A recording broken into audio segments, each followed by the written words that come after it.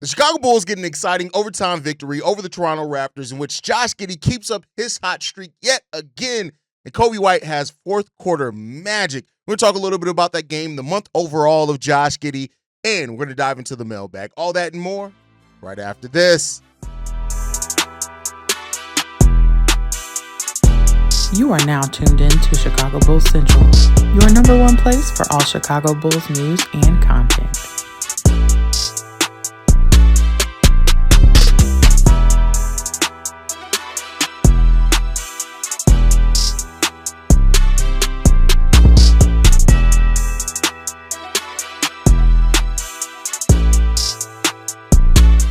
What's going on, Bulls fans? Welcome to another episode of Chicago Bulls Central, your number one spot for everything Chicago Bulls related. I'm the host there, Hayes, but more importantly, you guys can follow the channel at Bulls Central Pod on every social media platform we happen to be on. With that said, let's go ahead and get into this content for today. Well, before we get into the content, shout out to Steve-O, Big Kev, holding it down for me last night on the post-game show, and what was a very, very, very exciting game. I'm not going to lie to y'all. I was so excited by that game that I almost dropped a post-game show at 1 o'clock in the morning. But I wanted to let the work that the fellas did kind of breathe there. I let them do their thing, man. But we're going to talk a little bit about this game today. And usually on Saturdays, I don't really recap games. I usually come here and talk about had a predetermined topic, but we've got to talk a little bit about this game. The Bulls get the win in overtime. Coby White scores 15 of his 24 points in the fourth quarter of this game. It'd be irresponsible to say that Coby White single-handedly won the Chicago Bulls this game because he did not. There was a lot of contributions all over the court, all over the team in this game. But you look at fourth quarter, in 12 minutes, played the entirety of the fourth quarter. He goes 5 of 8 from the field, only 1 of 4 from three-point range for 15 points. He was plus-minus of +9. He had 2 steals of his 4 steals in the game as well. And the Bulls just come out in overtime and execute as a team. Lonzo gets 6 points in overtime. He leads the team in scoring in overtime.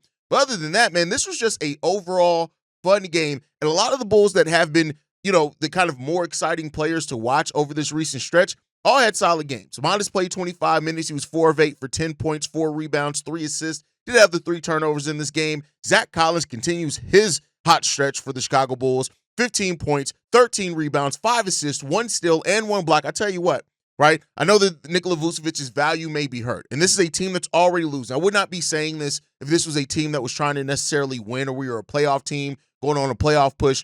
But I think that you're seeing that the athletic profile of Zach Collins, who's not even really that much of an athletic player, just fits the Bulls' play style a little bit more.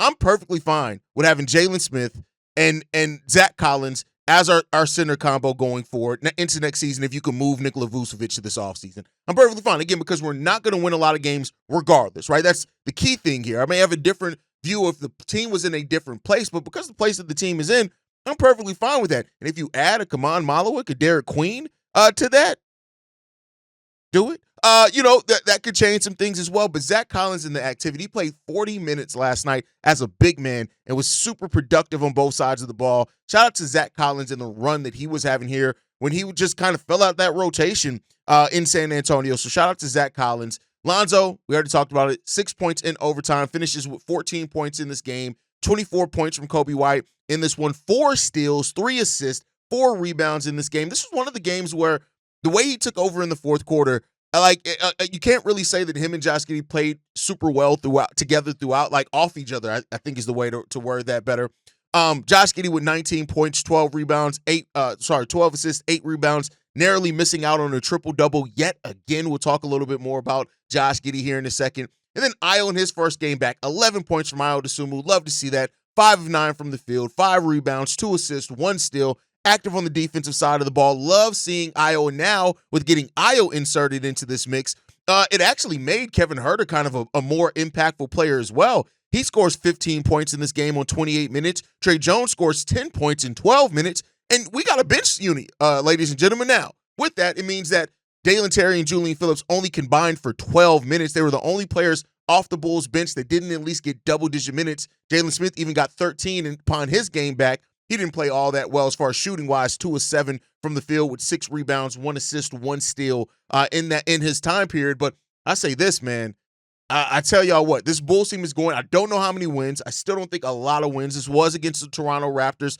that only has 18 wins on the season. So let's be clear there, right? But I think this is going to be a fun team to watch for the remainder of the season. I think that's just the reality of this is going to be a fun team to watch here until the end of the season. And how many wins come out over that?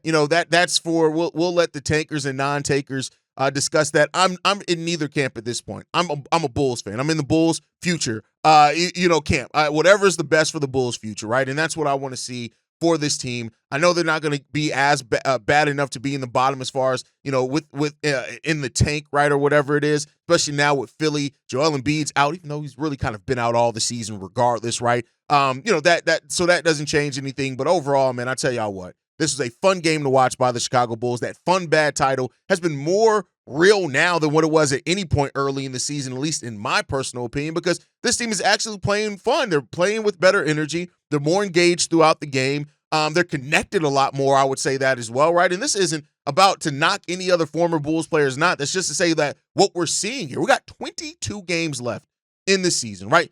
February's done. We're in March. The season ends. Our last game was April 16th, somewhere around there. We got a month and a half left of Chicago Bulls basketball, y'all. That's it. And so let's have fun with this, man. That's just what it is. And I've said that before. I know it wasn't on the post-game show yesterday, but it's just about to be fun here at Chicago Bulls Central, man. We're just going to have some fun, man. So, I'm glad that the team is having a lot of fun, and, that is what it is. But with that, we've now closed this month of February, and this has been by far the best month of Josh Giddey's career here with the Chicago Bulls. You look at his numbers for the month of February, 19.8 points per game, almost 20 points per game. He did that on taking only 13 and a half shots per game in the month of February. He averaged 50% shooting from the field, 53% shooting from three-point range. He only shot 33% yesterday, 2 of 6 yesterday. Not necessarily keeping up the hot streak. But again, yesterday's game showed for people who said, well, when his shot stops falling, how can he still be productive? Yesterday showed how that can be done. Now, of course, he has to show it over a longer stretch, but that showed how it could be done.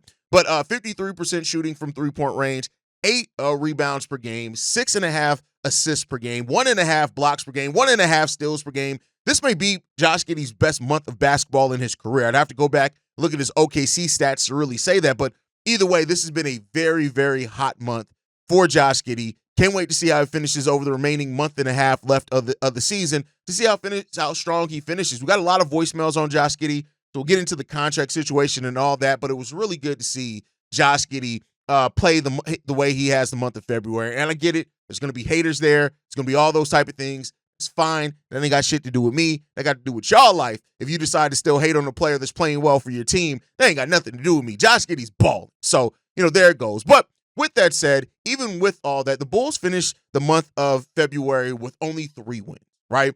That's just what it is. We've gotten 3 wins in the month of February, despite the Bulls playing, like I said, with a lot more energy. And I think what that points towards, at least in my opinion, is what I've been saying. If you have a team that fights hard and compete, Chicago will still rock with you, even if you're losing, right? That just is what it is.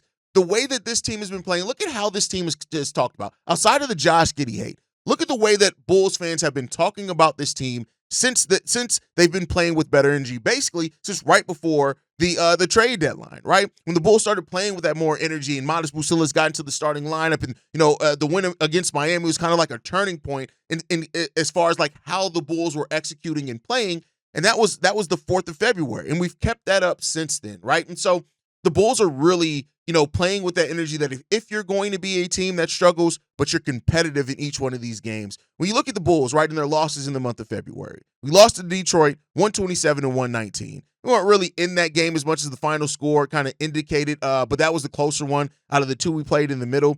The game against Miami, we won that 133-124. That was a game with Buzelis playing extremely well, right? Then the loss against Minnesota, that sucked, 127-108. A loss against the Golden State Warriors, that sucked, 132-111, more so down the stretch. We actually played really good throughout the majority of that game. They came back in the second half and murdered us. Then the 2 games against Detroit, which were blowouts, those games weren't never really close. 132 scored each of those games that's just crazy. We allowed back-to-back 132-point games to the Detroit Pistons.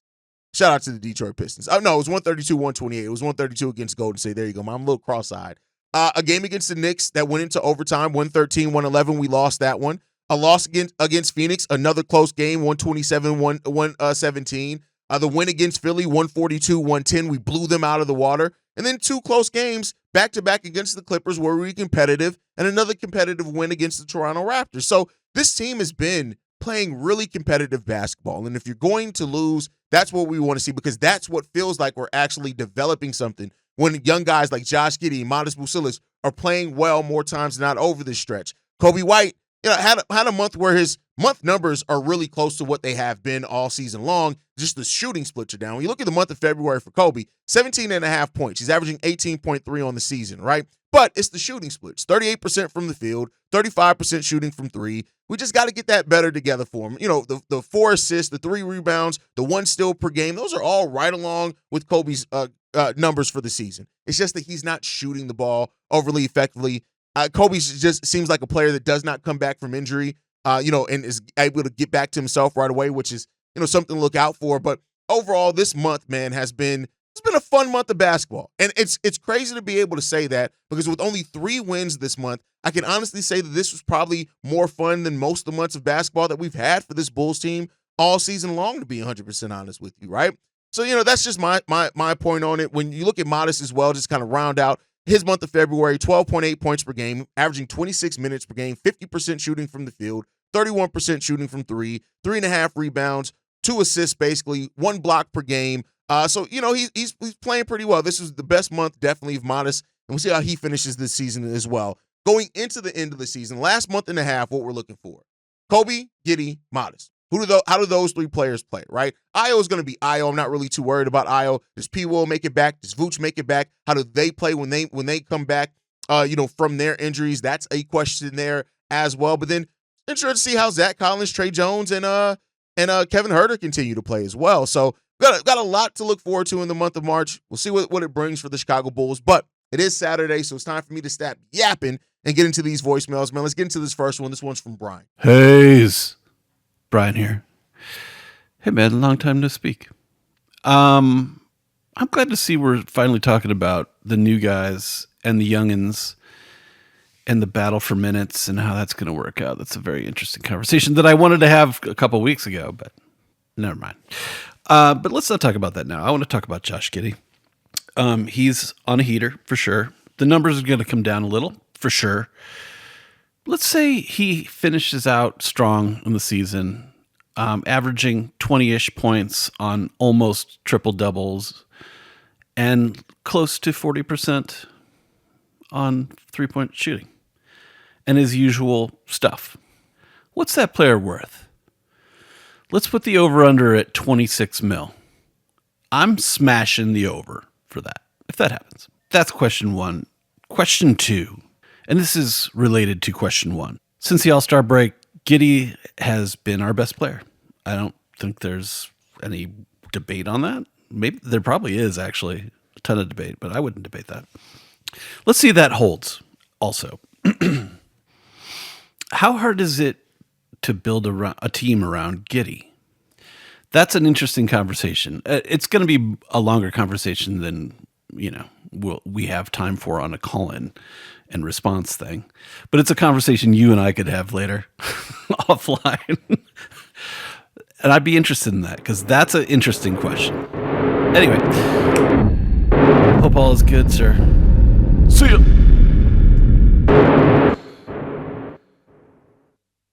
How difficult would it be to build a team around Josh Giddey? That is the most interesting way that question has been posed, because of course people are like, you can't build around Josh. Here's the thing: it's easier to build with than around Josh Giddey, right? And that's not a knock on him. I know there are going to be some Josh Giddey stands that take it as that, but that's not a knock on him, right? It's hard to build around a player that either isn't elite scoring or an elite two-way player, meaning that what they bring on both sides of the ball is really, really good, and then you could build around that. It's just typically hard to do that, right? In the NBA. It's not to say that it hasn't been done, right? So the question is how difficult would it be to be done? Here's the thing: you would need a team where almost everybody else on the court is a threat to shoot the three, that they move without the ball. You would need a big that is a really good shot blocking big for when players sometimes inevitably make it past Josh Giddey and make it to the rim, even though once they're in the paint, if he's in position, Josh Giddey's one of the best paint defenders in the league of guards, right? So you need that mobile big on both sides of the ball that can shot block, that can catch lobs, that's active offensively and defensively. I think that's the thing, and it's hard to find a team full of players like that, right? And that's basically what you would need, especially in that starting line. Now, you can have specialty players coming off the bench and things like that, but that's kind of what you got to get into if you're going to try to build a team around Josh Giddey. Now, here's the thing. I think you continue to build with Josh Giddey, and then hopefully you find a player that is that galvanizing or that polarizing on both sides of the ball eventually to pair with them long term, and then you're off to the races, right? Because then at that point, you've built a team and that's the thing that's special about that, right? Building a team around Josh Giddey means that you have to have a lot of utility players, right? And by that, I mean that players that have a lot of different things in their bucket, can defend decently well to a high level, some of them, right? That can shoot the three ball, especially the wide open threes that Giddey's going to get them, that's smart and communicative on the offense and defensive side of the ball, and that move without the ball. I think we run an offensive system that would make sense to that, right? But the benefit about that is that then those type of players can really play with anybody. So as you grow and players grow and things like that, you're having a team that really is kind of a team that full of players that can play a lot of different styles and around anybody. And so that would be the benefit of that. But great question, Brian. Great question to start off the mailbag. Let's get into this next one, man. This one's from Dre. Yo, what up, Hayes, man? This is Dre, man. So, man, I had hit the line this time to get off my concerns about Coby. I ain't calling a man and that shit. I just seen the last game. Who the fuck they just went against? Philly and shit. I think we got to talk about this inconsistency shit with Coby, man. Now, I've always been a fan of Coby when we drafted him. Last year he made that turn. We was high on him. But even then, I was like, is this a Coby that we did Coby arrive, or is this some at the moment shit? Because I ain't gonna lie, that's what I was thinking. I'm like, okay, we know that he can do it, but how long? And then with this season, everything that's going on, we got too much going on as a team already. I don't want to say that we should get rid of Coby, but we got too much inconsistent shit going on right now, man. We got now Coby inconsistent in the slump, whatever you want to call it. We got Patrick Williams doing whatever the fuck. He ain't doing the fuck enough. So it's like I think I hate the idea of the rebuild. I'm with you with all that. I really feel like we need to retool, but it's like, man, if these players ain't ready to go ways, bro, it's like what's the point of playing them, man? I mean, I know he probably is Coby will be our first option to scoring, right? Because that gone. I mean, outside of Vooch, but Vooch ain't played the same since Zach left. So it's like Vooch mentally ain't even here. So it's what's your thoughts on that, man? I'm just at the point this off season, I love Coby, but I wouldn't be sad to see Coby leave. I feel like we don't got enough motivated players on the team. And when we just tired of saying this bullshit every time we fucking play, we don't know if he gonna play or not. We don't know is we gonna get a 20, 25-point game, 35-point game, or is we gonna get a 10-point game? And that shit get annoying. But let me know, man. I'm holla at you. Coby White's inconsistencies are literally the biggest question mark for him. I would say even bigger than the defense, because we know what he's going to be defensively. Coby's going to be an active defender, especially when he's playing well. He's very active, right? And I think that's a good thing. He was leading the league in charges drawn for a point there last year. He's really good at steals. He's really good at getting rebounds, but it's so inconsistent, right? That's just, it's difficult to build with a player that's so inconsistent, on top of you already not having that go-to guy on your team. If Coby was on a different team with a mega, Anthony Edwards, right? It'd be easier to take the hot and cold nature sometimes of Coby White's game, because you have that one guy that is going to lead your team regardless. And then Coby, sometimes the scoring is going to be needed. He could do some other things, the rebounding, right? The creation. So it just, it is what it is. But that is the biggest problem for Coby White, is just the inconsistencies. He solves that and becomes, and like I said, I don't need him to be a consistent 20 to 25 guy. If you can be a consistent 18 to 19 guy, and not where we're seeing these, it's 20 points this day, it's 5 points next day, it's 30 the game after that. if you could just be consistent, like, hey, Coby White scoring 16 to 18 points just about every game. Now, I know not every player is going to have times where it's like, oh, instead of 16, he scored 12 today, right? But it's efficient. Like, you just want that to be consistent for Coby. If you can get to that, then you're off to the races with Coby White, right? As far as P. Will, honestly, if you notice, and that's on me. I'm not saying that's an on me thing. I don't even think about P. Will as far as being part of the Bulls' future. I just don't factor it in because what he's going to be is a 9 to 10 point per game scorer on decent efficiency, and it is what it is, right? Like, that's just what it's going to be. It's solid defense at times, right? And Vooch, listen, Vooch ain't even physically here, so I definitely don't count Vooch into nothing because where the fuck is Vooch at? Yeah, dealing with a hamstring injury, so there's that. But all right, guys, thank you so much for that one. Let's get into the next one, man. This one's from Soul. What's good, Hayes? This your boy Soul calling for Toledo, Ohio. You know the drill. Today's the 25th of February, and pretty much I was listening to the thing today, the show, and I know it was the whole thing you was talking about the Josh Giddy hate, and I feel you with that. I see a lot of that. Like, I know one of the guys who called in was A-Live, and he was saying that he felt that Josh Giddy was trash. Well, I could kind of understand and don't understand at the same time, because I remember, like, at the beginning of the year, when Josh Giddey first came to the team, I remember saying, like, man, his game to me was kind of trash. But maybe because he was still injured, stuff like that. But as the season progressed on, I'm seeing a lot more better for him. I'm looking like, okay, this guy's playing more like how he is. But then, too, at the beginning of the year, I also was looking like, I'm like, man, this guy, I really was not digging him at the beginning.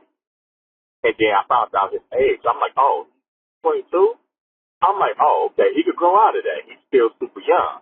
Like, you know, you forget that he's been in the NBA for a couple of seasons. You think he's like, you know, Kobe, and he's more like an age like Kobe or something like that, like 24 or something. Like 22? Oh, you got a couple more years before he even get close to a prime or whatever. He got quite a few years. So I'm like, I could work with that, and especially the way he's playing now, I'm like, okay, I can see where he comes in at. His consistency is, like, wonderful to me. Like, I'm kind of like you. I'm a big Coby White fan, but his consistency is so off. And it's like, now, in your years, I'm not saying you were supposed to turn into an all-star this year, but with the amount of threes that you shoot, you should be more efficient at it. Everybody says the same thing about, you know, when it comes to Coby White, like, man, he should be more driving to the hole, more to, you know, to build up that shoot threes. But by him shooting 8 threes a game, it's like, dude, you should be more efficient at that. You shouldn't be having these 5 games, do good, turn around and have 5-7 games slump. You know, 4-3 games here, turn around and have another 7 game slump. Like, that's just me personally. And I feel like with you, it's like I would hate to see Coby White go. But honestly and truthfully, if it came between Josh Giddey or Coby White, I could see in the world if, because like you said, we don't know if that's what the Bulls are on. But if it came down to Josh Giddey, I could definitely see him being the one they choose. And last but not least, I'm going to go ahead and say this. With the guy, A-Live, like you said, Josh Giddey has not had no criticism. Like, please remember, Josh Giddey was the main person, wasn't even playing in the fourth quarter.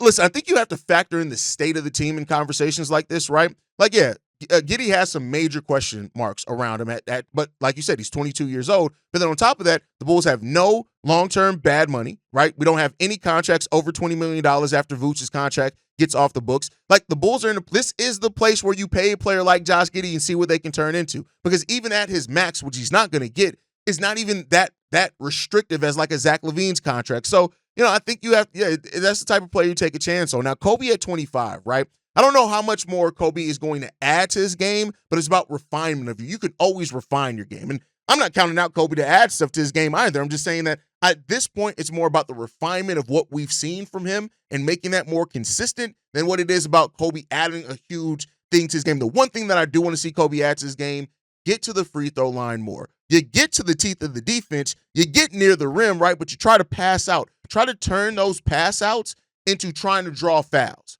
And I think that's something that could really help Coby's game as well. And like we know with some scores, you see the ball go in the bucket, then you start getting in rhythm. So if you can start finding that rhythm on the free throw line, right?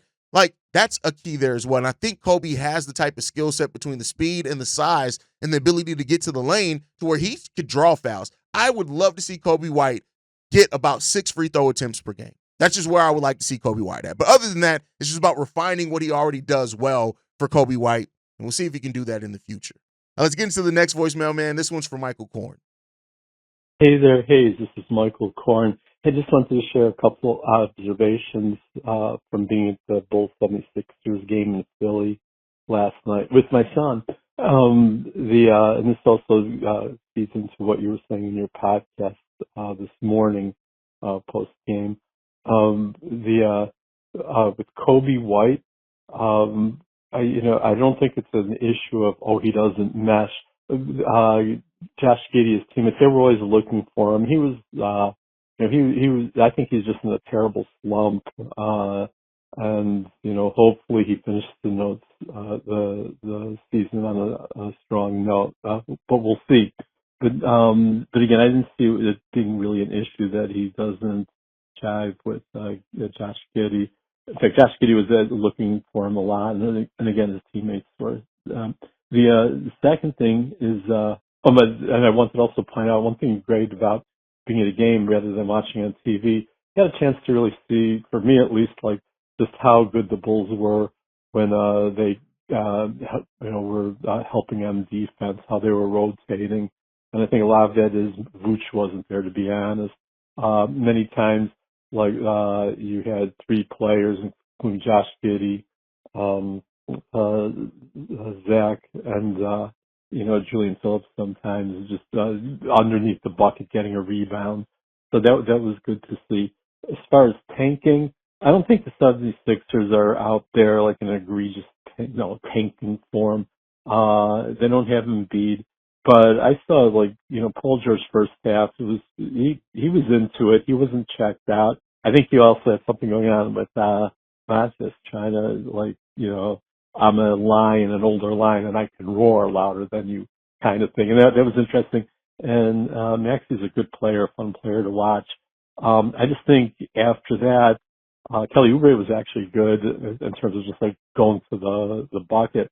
But other than that, they have nobody. And so I think a lot of their tanking is just a terrible roster, especially at this point. Anyway, for me, I don't want the Bulls tanking. I kind of went into yesterday's game thinking, hey, I want them to win. I'm going to root for them, but okay, I won't be mad if they lose. That's kind of a half-assed way of being for me as a Bulls fan. So yeah, let them get the 10th seed, fine. Let them, grow from here. And it's great seeing Bulls players step up, and I think we'll see that with Coby as well. Hey, love the show, man. Talk to you later. Bye. Listen, first, I'm glad that Korn, I appreciate you for the text message with your son. I saw it a couple of days late, so thank you for bringing that up. But as far as that, the Coby and Giddey combo, right? Like there's some signs of, all right, you can make it work if you do this, right? And that's up for coaching. Now, I do think a better coach could probably get it out of them, right? And that's the question that the Bulls have to ask there, right? Are they willing to invest in both Coby and Giddey as your backcourt? And if not, who's moving to the bench? How are you going to stagger them? Those type of things. So, those are questions that have to answer. And I've seen people say well, yeah, just move Coby to the bench, problem solved. Well, Coby has never really been effective off the bench, but even then, you got to extend him soon. So you're willing to pay Coby White probably upwards of 26, 28-ish million to come off the bench? That's a question that the Bulls have to answer. So, but again, like I said with Giddey, the Bulls are in a place right now to where they're not going to have any big money coming anytime soon. So if they can work out something with Coby and try to make it work, great. And by the time they're at a place where maybe they're actually competitive to win a playoff series, that contract may either be off the books or be only a couple of years left on it. So that's what you have to look at there as well. All right, let's get into the last voicemail, man. This one's from Reggie. Hey, this is Reginald, and I'm just going to talk about your last video on Josh Giddey and how his potential contract might affect the Bulls. And, hey, the man has so far, warranted a deal worth anywhere between 24 and 27 million. And I know there's going to be a lot of people who hate on the man simply because, he doesn't fit their idea of an elite point guard. But at age 23, he's all right. Like, he's more than all right. But if I still would prefer AK, let him, test the market first. I don't think there's a whole lot of teams who are going to, overpay him. And if so, then they're going to have to be willing to give up, several quality players in order to get them in a sign and trade type of deal. But right now, that's pretty much more or less what I can say on that issue. When it comes to building through the draft, my question is, let's say the Bulls luck out, get the 5th or 6th pick. Do you think they should trade down or stand pat?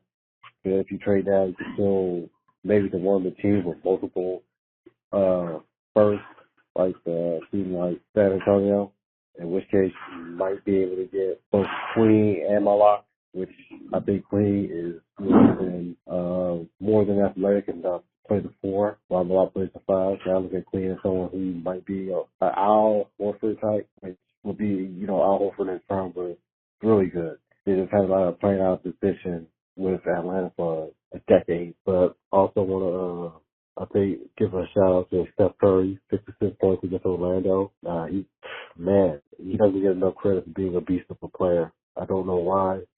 When people talk, they don't put the proper respect on his name, maybe because they think all he is a shooter and nothing more. But you can't deny he's one of the best players, at least of this decade. Rest in peace, Gene Hackman, great actor.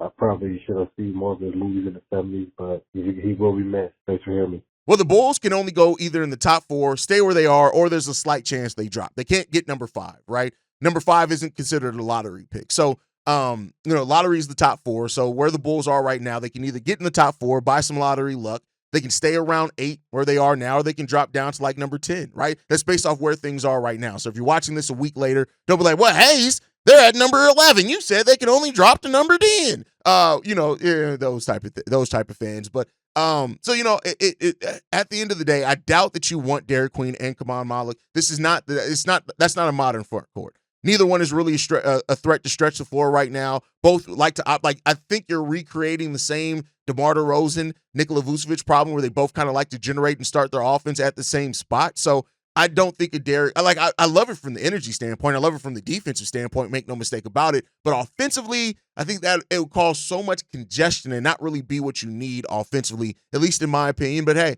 maybe they show some things that people have talked about. Kaman being able to actually be a three-point shooter. He just hasn't gotten a chance to show it because of the team he's on. So maybe there's that part of it as well. So, but I really think there's zero chance that even if the Bulls do trade back, and keep in mind, we talk a lot about trading back, but this isn't the NFL.